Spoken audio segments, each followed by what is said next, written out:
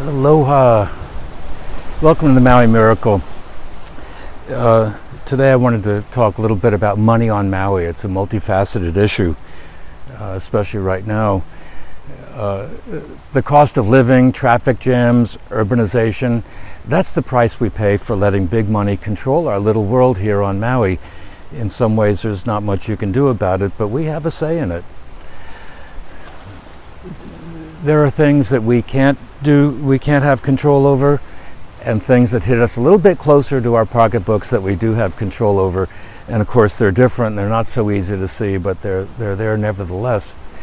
Maui County seems constantly to be going to court for one reason or another in these last couple of administrations. And for one example, spending more money in litigation over the injection wells in Lahaina than it would have cost to solve the problem in the first place. The impact on our pocketbooks of a court order the county received in March of 2018 is pretty significant. Judge Cahill estimated the settlement cost at hundreds of millions of dollars, and you can read about this in the Your Vote Counts section of the Maui Miracle under Politics on Maui, recent history. We use this actual court order document as background for the article because it's so unbelievable people might not believe it unless they saw the actual court paperwork. It's such a scandal, we call it Resortgate. Generally I like to keep positive, but in this case the problem is so huge and so manufactured by what I consider to be greed, arrogance, and poor judgment, it's worth making an exception for.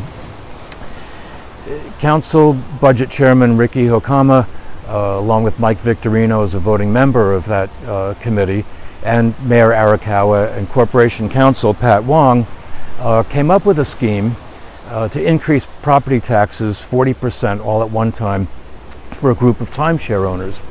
Of course, only the state can make those tax rate changes, but they did it anyway. They took the money, they put it in the budget, and they spent it even though it was in litigation and being disputed. Almost 70 million. While that case was in the courts, they went back 6 years and reassessed those same properties up, reassessed their value up, and then demanded immediate payment of $10 million in property taxes, and those people, they had to pay it, which they did. The Maui News reported that story last August, and they refused to apparently report on this most recent court case that was the court order occurred in March. I know I've given them, and others have given them, all the court documents for the big case this year, hundreds of millions of dollars, and they just don't want to publicize it. Bear in mind, as far as this and other sorts of cases go, just pretty much everything that goes on here on Maui, the mayor has almost complete authority over what goes on, and the council budget chairman not far behind. Mr. Hokama has actually changed the budget after the council voted on it, and this is something that they've complained about for years, and there's no secret. This is no secret. Each character in this Resortgate saga is colorful and well known for making big money deals, and this year they've received record campaign contributions from Honolulu and the mainland.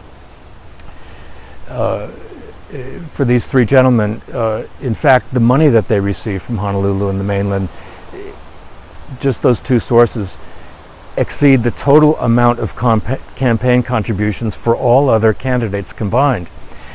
So it's easy to see that this election is more about who controls Maui's future, the residents or corporations in Honolulu and the mainland.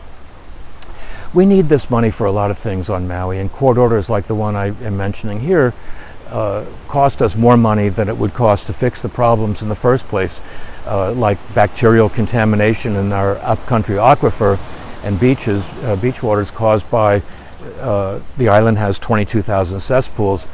For those of you that don't know, a cesspool is really pretty much just a hole in the ground. It doesn't treat sewage, it just is a hole in the ground that lets the sewage seep down into the soil. And these 22,000 on our island is something that the state of Hawaii considers a priority for us to fix. And as I say, we're seeing early signs of bacterial contamination in our aquifer. What else could we spend that money on? Well, we could start saving money to meet the state's recommended what they call urban retreat plan.